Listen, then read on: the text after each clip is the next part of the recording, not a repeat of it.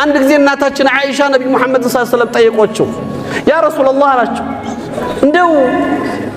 አብዱላህ ኢብኑ ጀድዓን የሰራው ያ ሁሉ ኸይር ስራ ምንድነው ሊያስገኝለት የሚችለው ትንሽ ደረጃ የለውም አለቻቸው ምንም ነገር የለውም ማለት ረሱላህ ሰለላሁ ዐለይሂ ወሰለም ለምን አለቻቸው ያ ረሱላህ ما قال يوما رب اجعل لي خطيئتي يوم الدين አንድም ቀን ያን ሁሉ ኸይር ቢሰራ ያን ሁሉ ሰደቃ ቢሰድቅ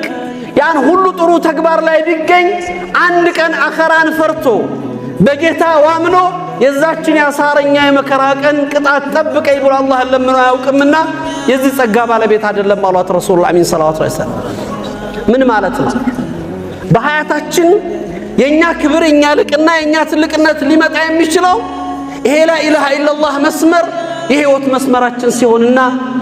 ትክክለኛው መንገድ ያ ነው ብለን አምነን ተያይዘን ስንጓዝበት ብቻ ነው ወንድሞች